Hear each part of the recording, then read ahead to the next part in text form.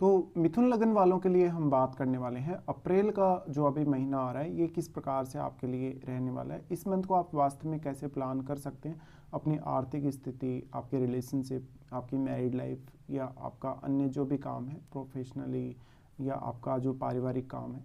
यहाँ पे देखिए आपका ये चार्ट बनेगा कुछ इसी तरीके से, आपको ग्रहों की प्लेसमेंट दिखेगी जब भी आप अप्रैल महीने का गोचर अप्लाई करेंगे। यहाँ हम सबसे पहले गोचरीय स्थितियों के बारे में बात कर लेते हैं, उसके बाद देखेंगे इस चार्ट के अकॉर्डिंग आपको क्या क्या रिजल्ट मिल सकते हैं ग्रहों की प्लेसमेंट से। सबसे पहले अगर यहाँ हम देखें सूर्य के लिए, तो सूर्य 14 अप्रैल तक मीन राशि में ही गोचर करने वाले हैं। इसके बाद ये मेष राशि में प्रवेश कर जाएंगे। बुध का गोचर मीन राशि में ही है और मीन में ये अभी वक्री हैं। 6 अप्रैल से ये मार्गी होने जा रहे हैं। शुक्र का गोचर मीन राशि में है और 13 अप्रैल से ये भी मार्गी होने जाएंगे। मंगल का गोचर 4 अप्रैल से कर्क राशि में रहेगा। बृहस्पति अभी वृषभ में ही है और बृहस्पति बहुत जल्दी ही अपना राशि परिवर्तन करेंगे मई महीने में। शनि अभी अपना राशि परिवर्तन कर चुके हैं, जहां वो अभी आपको मीन राशि में देखने को मिलेंगे। चंद्रमा 1 अप्रैल को वृषभ राशि में आपको देखने को मिलेंगे। साथ ही राहु और केतु के गोचर में फिलहाल कोई बदलाव नहीं हुआ है, हालांकि इस वर्ष में राहु और केतु अपना राशि परिवर्तन करेंगे। तो यहाँ पे अब हम देख लेते हैं इसका जो प्रभाव है वास्तव में वो आपको कैसा मिलने वाला है। आपका लगन बुध का लगन है और बुध का गोचर जो हो रहा है आपके 10वें घर में हो रहा है। अब बुध वैसे तो देखा जाए तो यहाँ नीच की स्थिति में आ रहे हैं, लेकिन यहाँ वो राहु के साथ हैं और वो अपने मित्र शनि के साथ हैं। तो यहाँ बुध उतना ज़्यादा नकारात्मक प्रभाव नहीं देंगे आपको, और क्योंकि जो डिस्पोजिटर हैं वो ऑलरेडी आपके 12th हाउस में है गुरु। तो यहाँ पे क्योंकि लेकिन काफ़ी सारे ग्रहों का जमावड़ा लगा हुआ है और इस मंथ में आपको कैरियर को लेकर मेजर फोकस करना चाहिए। अगर आप देखें तो जो गोचर है उसके अकॉर्डिंग, अगर आप फॉरेन सेटल होने जा रहे हैं, अपने कैरियर पर्पज से फॉरेन से जुड़ रहे हैं, कैरियर को स्टार्ट कर रहे हैं या कुछ नया डिसीजन ले रहे हैं कैरियर में, तो ये समय आपके लिए बहुत ही ज़्यादा उपयुक्त है। हालांकि कुछ हद तक आपको कन्फ्यूजन का सामना कभी कभी करना पड़ सकता है, लेकिन कैरियर के लिए एक जो फोकस है आप में वो होना चाहिए इस समय में। साथ ही साथ घर को छोड़कर कहीं ना कहीं कैरियर और पारिवारिक मामलों में उतनी ज़्यादा रुचि ना रह के कैरियर ही आपका एक ऑब्सेशन बन जाएगा। अब जो बुध हैं वो यहाँ ट्रांजिट कर रहे हैं, तो इससे आपके नेम फेम पर, आपकी प्रसिद्धि पर और आपकी कार्य क्षमता पर असर पड़ेगा। तो यहाँ आप थोड़ा सा देखें आपके चार्ट में अगर कोई भी ग्रह स्थित है और साथ में यहाँ पे 10th लॉर्ड जो आपके गुरु हैं वो आपके चार्ट में कैसी स्थिति में है। यहाँ पे इतने सारे ग्रहों के आने से निश्चित तौर पे ही कैरियर के बारे में आपको बहुत सारे ख्याल आएंगे, बहुत सारे नए नए ऑप्शंस और बहुत सारे नए नए आपके मन में इसको लेके विचार चल रहे होंगे। तो उनमें से आपको एक परफेक्ट ऑप्शन चुनना होगा। यहाँ आप बुध पर और राहु पर मेनली अगर फोकस करें तो राहु यहाँ सभी जो ग्रह हैं जैसे शुक्र है और बुध है, इन दोनों ही ग्रहों को काफ़ी एम्पलीफाई करने का काम कर रहे हैं। बाकी शनि यहाँ उतने अच्छे साबित नहीं होंगे जब तक यहाँ राहु है, लेकिन क्योंकि राहु यहाँ पे आपको काफ़ी हार्डवर्क करने के लिए प्रेरित कर रहे हैं और सूर्य को यहाँ ऑलरेडी ग्रहण लगा है, बट सूर्य भी जल्दी अपना राशि परिवर्तन कर लेंगे। तो यहाँ जब तक ये सूर्य और ये सारे के सारे ग्रह जो यहाँ से नहीं निकल जाते तब तक थोड़ा सा कन्फ्यूजन की स्थिति यहाँ बनी है। तो कैरियर को लेकर आपको थोड़ा स्ट्रेस, थोड़ी एंग्जाइटी का सामना करना पड़ सकता है इस समय में। बुध आपके 4th लॉर्ड हैं और 4th हाउस में ऑलरेडी केतु गोचर कर रहे हैं। तो केतु का गोचर भी जब तक यहाँ से नहीं हटता है, केतु जब तक 3rd हाउस में नहीं जाते तब तक पारिवारिक मामलों में भी आपको कोई ना कोई शिकायत हमेशा देखने को मिलेगी। अब बुध यहाँ क्योंकि अब वो मार्गी होने जा रहे हैं और ये यहाँ पर अगर देखा जाए तो जो 6 अप्रैल है, 6 अप्रैल से ये मार्गी हो रहे हैं, यानी 6 अप्रैल के बाद से कुछ हद तक अच्छे रिजल्ट आप एक्सपेक्ट कर सकते हैं कैरियर के मामलों में और एक अच्छे डिसीजन लेने की तरफ आप जाएंगे। अब यहाँ बुध का जो दृष्टि रहेगा वो आपके 4th हाउस पे ही पड़ेगा, जहाँ वो अपने ही घर पे दृष्टि डालेंगे। यहाँ मार्गी होने के बाद बुध आपको कुछ पारिवारिक मामलों में सहायता कर सकते हैं। इसके बाद हम देखेंगे चंद्रमा को। चंद्रमा आपके 2nd लॉर्ड है। 2nd लॉर्ड होने के साथ ही वो आपके 12th हाउस में गोचर कर रहे हैं और वो उच्च की स्थिति में आ गए। अब ये गुरु के साथ हैं। गुरु के साथ होने की वजह से गुरु देखिए आपके क्योंकि वो 10th लॉर्ड और 7th लॉर्ड है, तो कैरियर पर्पज़ से अगर आप इसको देखेंगे, क्रिएटिविटी के पर्पज़ से इसको देखेंगे तो ये काफ़ी अच्छा है और आपको कुछ मल्टीपल ऑप्शंस देखने को मिलेंगे जहाँ पर आप फॉरेन जाएं अपने प्रोफेशन से जुड़े हुए कार्यों के लिए, या आप इंडिया में ही रहकर काम करें या जहाँ भी आपका जन्म है वहाँ पर ही रहकर काम करें। इसको लेकर आपको थोड़ा सा यहाँ सोचना होगा। साथ ही इमेजिनेशन और क्रिएटिविटी के मामले में चंद्रमा के परिणाम जो होंगे काफ़ी बेहतर होंगे, क्योंकि ऑलरेडी जो शुक्र हैं उनका गोचर भी आपके 10th हाउस में ही है। तो अगर आपका क्रिएटिविटी या आपका इमेजिनेशन या आपका कोई राइटिंग स्किल या कम्युनिकेशन वगैरह ऐसे कार्यों से जुड़ा हुआ काम है तो आपको काफ़ी सफलता मिल सकती है। चंद्रमा फिर अपना राशि परिवर्तन करेंगे, लगभग 3 या 4 तारीख के आसपास आपको चंद्रमा देखने को मिलेंगे आपके लगन में। अब लगन में चंद्रमा आएंगे तो चंद्रमा सेकंड लॉर्ड है। सेकंड लॉर्ड होने की वजह से ये आपके इमेजिनेशन को तो बढ़ाएंगे, क्रिएटिविटी को भी बढ़ाएंगे, साथ में आपके रिश्तों में बहुत ज़्यादा बैलेंस लाएंगे। बैलेंस लाने की वजह से जो चंद्रमा का यहाँ सप्तम भाव पे दृष्टि पड़ेगा तो आपके जीवन साथी और अन्य रिश्तों के साथ आपके संबंध बेहतर होंगे। साथ ही आपको पार्टनरशिप के कुछ नए अवसर मिल सकते हैं और कैरियर के भी। यहाँ चंद्रमा दृष्टि डालें तो आपकी इमेज पर काफ़ी असर पड़ेगा, साथ ही साथ आपको लोगों की तरफ से मान सम्मान और एप्रिसिएशन मिल सकता है। चंद्रमा फिर अपने ही घर में प्रवेश करेंगे जहाँ ऑलरेडी मंगल नीच के होकर गोचर कर रहे हैं। यहाँ थोड़ा सा पारिवारिक मामलों में आपके स्ट्रेस बहुत रहेगा और यहाँ पे परिवार को लेके ऑब्सेशन बहुत ज़्यादा रहेगा, तो एग्रेसिव स्थिति थोड़ी यहाँ देखने को मिल सकती है। साथ ही कोई भी फैसला ऐसा ना लें जिससे आपको धन या संपत्ति का नुकसान हो। फिर चंद्रमा जाएंगे आपके थर्ड हाउस में। थर्ड हाउस में चंद्रमा जाएंगे तो ये आपके क्रिएटिविटी के लिए तो अच्छा है ही, क्योंकि सूर्य के घर में चंद्रमा आ रहे हैं और वैसे भी जो 5th नंबर साइन है वो क्रिएटिविटी के लिए जाना ही जाता है। पर यहाँ चंद्रमा के आने से, क्योंकि चंद्रमा सेकंड लॉर्ड है, तो आपका कम्युनिकेशन पे ज़्यादा बेटर असर पड़ेगा। उसके बाद हम अगर सूर्य के गोचर को देखेंगे तो सूर्य आपके 10th हाउस में गोचर कर रहे हैं और 14 अप्रैल तक लगभग ये यहीं रहने वाले हैं। तो 14 अप्रैल तक आप ये मान सकते हैं कि कैरियर को लेके थोड़ा बहुत कन्फ्यूजन आपको रहेगा ही। लगभग आधा मंथ बीत जाने के बाद ही आप अपने कैरियर को एक स्टेबल स्टेज पे देख पाएंगे।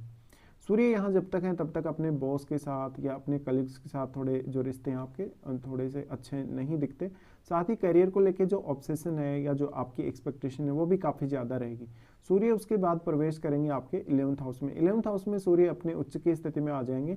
यहाँ सूर्य का बहुत अच्छा प्रभाव आपको देखने को मिलेगा। आपके नेटवर्क में विस्तार होने के साथ साथ आपको दूसरे लोगों से मान सम्मान और समर्थन भी सूर्य दिलाएंगे, तो यहाँ नेटवर्क विस्तार में मदद मिलेगी। साथ ही कुछ प्रभावशाली लोग आपके नेटवर्क में जुड़ सकते हैं। सूर्य दृष्टि डालेंगे पंचम घर पे। पंचम घर पे सूर्य यहाँ जब भी उच्च के होकर दृष्टि डालें तो आपकी संतान पक्ष, आपकी खुद की जो स्किल्स हैं और आपका जो एजुकेशन वगैरह है उससे संबंधित अगर आप कोई काम करना चाहते हैं तो आपके कार्यों में बहुत ज़्यादा आपको सपोर्ट मिलेगा सूर्य से। इसके साथ साथ आपकी निर्णय क्षमता काफ़ी तीव्र होगी और आप में कॉन्फिडेंस भी ज़्यादा डेवलप होगा। तो सूर्य का 11th हाउस में जाना आपके लिए कुछ नए इनकम के साधन खोलने और कुछ ज़्यादा मान सम्मान प्राप्ति के लिए अच्छा रहेगा। इसके बाद अगर हम देखेंगे तो शुक्र की ही बात करते हैं। शुक्र आपके 5th लॉर्ड हैं। 5th लॉर्ड और 12th लॉर्ड हैं। वो 12th लॉर्ड होने के साथ साथ ये 5th लॉर्ड होकर आपके 10th हाउस में आ रहे हैं और शुक्र की भी स्थिति वैसी है जैसे लगभग बुध की स्थिति है, बट शुक्र यहाँ उच्च की स्थिति में है और 13 अप्रैल से मार्गी होने जा रहे हैं। तो 13 अप्रैल के बाद से आपके नेम फेम की संभावना बहुत ज़्यादा रहेगी। अगर आप शुक्र से रिलेटेड कोई काम कर रहे हैं, आप कोई बहुत बड़े लेवल के कोई अभिनेता या अभिनेत्री हैं या कोई बहुत अच्छे क्रिएटर हैं, तो शुक्र क्योंकि यहाँ राहु के साथ हैं और राहु के साथ होते हुए शुक्र काफ़ी ज़्यादा एम्प्लीफाई हो जाते हैं। तो अब ये पुरुषों के लिए वैवाहिक जीवन के लिए थोड़ा उतना अच्छा नहीं माना जाएगा। हालांकि आप शुक्र से रिलेटेड किसी फील्ड में काम कर रहे हैं या शुक्र से रिलेटेड आपका कोई भी बिजनेस है तो आपकी स्थिति काफ़ी अच्छी होगी। शुक्र यहाँ 5th लॉर्ड है। 5th लॉर्ड होने की वजह से आपको कैरियर की तरफ बहुत ज़्यादा रुझान रहेगा। साथ ही शुक्र 12th लॉर्ड है। 12th लॉर्ड होने की वजह से आप अगर शुक्र से संबंधित कोई क्रिएटिविटी या इस प्रकार का काम कर रहे हैं या फिर आपके काम का संबंध फॉरेन से है, आप फॉरेन में सेटल्ड हैं, तो भी काफ़ी अच्छा कर सकेंगे। शुक्र का दृष्टि यहाँ से आपके 4th हाउस पे रहेगा जहाँ पर शुक्र आपको काफ़ी मदद करेंगे आपके डोमेस्टिक मामलों में। इसके बाद आगे चलकर शुक्र यहीं मीन में ही गोचर करने वाले हैं इस मंथ में, लेकिन वो क्योंकि मार्गी स्थिति में आ जाएंगे। इसके बाद अगर हम आगे बढ़ें तो मंगल के गोचर को देखते हैं। मंगल आपके चार्ट में छठे घर के स्वामी और 11th लॉर्ड हैं। मंगल का गोचर आप देखेंगे तो मंगल आपके जा रहे हैं 2nd हाउस में जहां वो नीच की स्थिति में आ जाएंगे। तो जातक के लिए अपनी डेली रूटीन को मैनेज करना उतना आसान नहीं होगा, जातक को काफ़ी डिफिकल्टी होगी। दूसरों के साथ विवाद या झगड़ा होने की संभावना भी ज़्यादा रहेगी, इवन बॉस के साथ और अपने कलीग्स के साथ भी। इसके साथ साथ यहाँ मंगल हैं तो निश्चित तौर पे ही वाणी को काफ़ी एग्रेसिव बना देंगे। संतान से जुड़ी हुई जो आपकी अपेक्षाएं हैं कहीं ना कहीं फैमिली में या आपके फैमिली मेम्बर्स से जुड़ी हुई जो आपकी अपेक्षाएं हैं वो काफ़ी ज़्यादा बढ़ेंगी। साथ ही साथ यहाँ क्योंकि जो मंगल का इफेक्ट है वो पंचम भाव पे ही पड़ रहा है, तो आपकी संतान से जुड़े हुए रिश्तों और आपका डिसीजन लेने का जो तरीका है उसके ऊपर काफ़ी ज़्यादा असर पड़ेगा मंगल का। मंगल यहाँ नीच के होकर दृष्टि डालें तो आप कोई भी प्रकार का रिस्की काम करने के लिए तत्पर होंगे। यहाँ मंगल का जो प्रभाव है 2nd हाउस पर, तो फैमिली के साथ आपको अच्छी अंडरस्टैंडिंग बना के चलना होगा और कोई भी तरीके का ब्लाइंडली आप ऐसा काम ना करें जिससे आपके धन संपत्ति को रिस्क हो। मंगल यहाँ आपके 6th लॉर्ड हैं। 6th लॉर्ड होने की वजह से कोई भी इस प्रकार का कार्य आपको नहीं करना चाहिए जिसमें आपको नुकसान होने के चांसेस हैं, या फिर आपको किसी न किसी तरीके से ऐसी स्थितियों का सामना करना पड़े जहाँ पर आपको लोन वगैरह लेना पड़े, या आपकी डेली लाइफ डिस्टर्ब हो जाए, या आपका रूटीन वर्क डिस्टर्ब हो। मंगल आपके 11th लॉर्ड है। 11th लॉर्ड होने के केस में जब भी मंगल यहाँ जाएंगे तो आपकी अपेक्षाओं को बहुत ज़्यादा तीव्र कर देंगे, और मंगल क्योंकि बहुत ज़्यादा एग्रेसिव प्लैनेट है और अगर वो चंद्रमा के घर में स्थित हैं तो आपके इमोशंस पे काफ़ी ज़्यादा असर पड़ेगा। तो इमोशनली आप जितने ज़्यादा अपनी फैमिली से कनेक्टेड हैं उन संबंधों पर भी काफ़ी ज़्यादा असर पड़ने के चांसेज हैं। मंगल का दृष्टि आपके अष्टम भाव पे भी रहेगा, पंचम भाव के साथ साथ। अष्टम भाव पर जब इस तरीके से मंगल का दृष्टि पड़ रहा है तो ये कुछ नया एक्सप्लोर करने के लिए अच्छा होगा। अष्टम भाव से संबंधित कोई भी प्रकार का आपको गेन प्राप्त हो सकता है, जैसे अपने इन लॉज से या माता पिता से जो पैतृक संपत्ति वगैरह मिलती है, लेकिन यहाँ आपकी ओवर एक्सपेक्टेशन की वजह से ही आपको नुकसान होने के चांसेस सबसे ज़्यादा रहेंगे। मंगल की यहाँ दृष्टि है तो अपने इन लॉज के साथ कभी कभी आपका थोड़ा बहुत मतभेद हो सकता है। इसके साथ ही मंगल का दृष्टि नवम भाव पे होने से, और क्योंकि नवम भाव के जो स्वामी वो 10th हाउस में आ रहे हैं तो यहाँ आपको लॉन्ग डिस्टेंस टूर में मंगल काफ़ी सपोर्ट करेंगे। इवन आपके कैरियर पर्पज़ या आपके अर्निंग के पर्पज़ से अगर आप विदेश यात्रा करना चाहते हैं या कोई भी लॉन्ग डिस्टेंस टूर करना चाहते हैं तो मंगल का आपको बेहद सपोर्ट रहेगा। उसके बाद हम देखते हैं यहाँ बृहस्पति को। बृहस्पति का बहुत ही इंपॉर्टेंट ट्रांजिट है और बृहस्पति जल्दी ही आपके लगन में आने वाले हैं। बृहस्पति सप्तमेश और 10th लॉर्ड होकर आपके 12th हाउस में ही गोचर कर रहे हैं। 12th हाउस का बृहस्पति अभी भी आपके खर्चों को बढ़ाता रहेगा लगातार, और आपके कुछ रुके हुए जो खर्चे अभी तक जो आपने खर्चे नहीं किए वो आप प्लानिंग कर सकते हैं। जनरली यहाँ जो आपके जीवन साथी या आपके कैरियर पर्पज से जो एक्सपेंसेस होंगे वो तो होंगे ही, लेकिन पारिवारिक जिम्मेदारियों को लेकर भी आपको कुछ ऐसे खर्चे करने पड़ सकते हैं जो बहुत लंबे समय से आपके रुके हुए थे। यहाँ अब क्योंकि जो गुरु हैं वो 10th लॉर्ड है, 10th लॉर्ड होने के केस में आप ये भी समझ सकते हैं कि आपका अगर प्रोफेशनली कोई भी फॉरेन से कॉन्टेक्ट है, कोई भी संबंध है तो आप बहुत बेहतर कर सकेंगे। अगर आप फॉरेन जाना चाहते हैं, फॉरेन में सेटल होना चाहते हैं या किसी भी तरीके से अपने आप को फॉरेन से जोड़ना चाहते हैं तो ये मंथ आपके लिए बहुत बेटर होगा। गुरु का यहाँ से दृष्टि 4th हाउस पे पड़ेगा जो माता जी के साथ अच्छे रिलेशंस को नहीं दिखाता, साथ ही पारिवारिक जिम्मेदारियों को ये बढ़ाने वाला होगा और पारिवारिक खर्चों को भी। तो ये सब आपको मैनेज करना होगा। गुरु यहाँ दृष्टि डालेंगे फिर आपके 6th हाउस पे।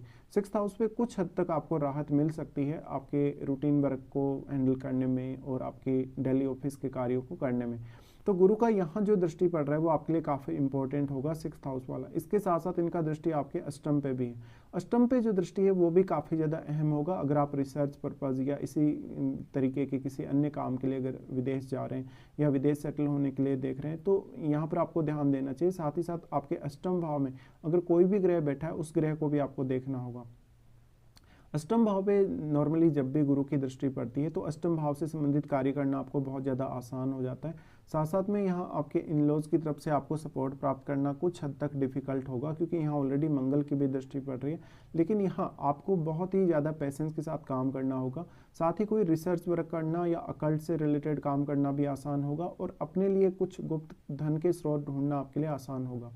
तो गुरु का इस तरीके से प्रभाव पड़ेगा। उसके बाद अगर हम शनि को देखते हैं तो शनि यहाँ आपके अष्टमेश और 9वें घर के स्वामी हैं।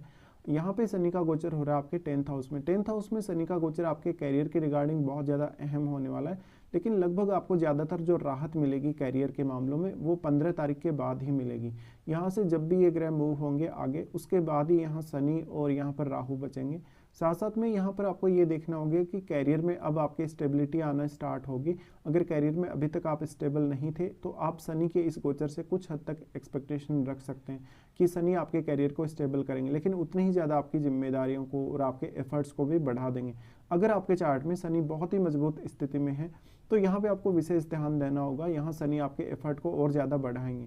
इसके साथ साथ शनि का दृष्टि क्योंकि खुद का दृष्टि भी आपके 12th पे रहेगा जहाँ आपके 10th लॉर्ड 12th में ही है, तो ये भी आपको फॉरेन की तरफ ही संकेत करता है। और शनि वैसे भी आपके 9th लॉर्ड हैं, तो 9th लॉर्ड होने के केस में और यहाँ जब भी वो 12th हाउस पे दृष्टि डालें तो आपके लिए कुछ हद तक यहाँ पर फॉरेन जाने के अच्छे अवसर आपको मिल सकते हैं। शनि का दृष्टि फिर आपके 4th हाउस पे आएगा जहाँ पर वो आपको अब घर की पूरी जिम्मेदारियाँ और डोमेस्टिक लाइफ को हैंडल करने की जिम्मेदारियाँ भी देंगे। साथ ही साथ यहाँ आपकी माताजी के साथ आपके संबंधों को लेकर कुछ प्रॉब्लम्स आ सकती हैं और उनके स्वास्थ्य को लेकर भी। शनि का उसके बाद अगर हम देखेंगे तो 7वें भाव पे ही दृष्टि पड़ेगा सातवें भाव पे दृष्टि का होना आपको मान सम्मान और एप्रिशिएशन के मामले में काफ़ी अच्छा कहा जा सकता है। तो इस तरीके से आपको देखना होगा इस मंथ को। अब हम देख लेते हैं कौन कौन से अच्छे दिन हैं और कौन कौन से आपके लिए ख़राब दिन है इस मंथ में। देखिए, सबसे पहले तो अगर अच्छे दिनों की बात की जाए तो 5 से 9 तारीख तक, फिर 13, 14, फिर 18, 19 और 23 और 24 ये दिन आपके लिए बहुत ही परफेक्ट, बहुत ही अच्छे निकल के आ रहे हैं। इन दिनों में आप उन कार्यों को कर सकते हैं जिन कार्यों में आपको बार बार व्यवधान आ रहा है, जिन कार्यों में आपको बहुत एफर्ट्स लगाने पड़ रहे हैं, तो आप इन दिनों को चुन सकते हैं। उसके बाद देखेंगे कौन कौन से खराब दिन हैं जो आपको थोड़ा सा डिस्टर्ब कर सकते हैं इस मंथ में। खराब दिनों की अगर बात की जाए तो चंद्रमा जब आपके वृश्चिक राशि में जाएंगे 15 से 17 तक ये स्थिति बनेगी। इस दौरान आपको विशेष तौर पे अपने रूटीन वर्क को लेकर काफ़ी सावधानी रखनी होगी। साथ ही किसी के साथ आपका लड़ाई झगड़ा ना हो, विवाद ना हो। साथ ही साथ आप अपनी जो आर्थिक स्थिति है उसको लेकर कोई बहुत बड़ा फैसला लेना चाहें तो आपको अवेयर रहना होगा। चंद्रमा का गोचर जब मकर में होगा तो 20 से 22 तक ऐसी स्थिति का निर्माण होगा। 20 से 22 के दौरान आपको स्ट्रेस बहुत ज़्यादा रहेगा, एंग्जाइटी रहेगी। साथ ही साथ आप अपने जो वैवाहिक जीवन है उसको लेकर ज़्यादा चिंतित होंगे। आर्थिक स्थिति में कोई बहुत बड़ा बदलाव यहाँ आ सकता है 20 से 22 तारीख तक। उसके बाद चंद्रमा का गोचर जो 12th हाउस में होगा वहाँ ऑलरेडी गुरु स्थित है, तो ये स्थिति बनेगी 1-2 तारीख को और 29 और 30 तारीख को। ये दौरान कुछ बड़े खर्चे हो सकते हैं, कुछ बड़ी जिम्मेदारियां आपके ऊपर आ सकती हैं। पारिवारिक जिम्मेदारियों के साथ साथ आपको आपके रिलेशंस को लेकर भी कुछ जिम्मेदारियां देखने को मिल सकती हैं। तो यहाँ हमने पूरा डिस्कशन किया। फिलहाल आपको वीडियो देखने के लिए धन्यवाद।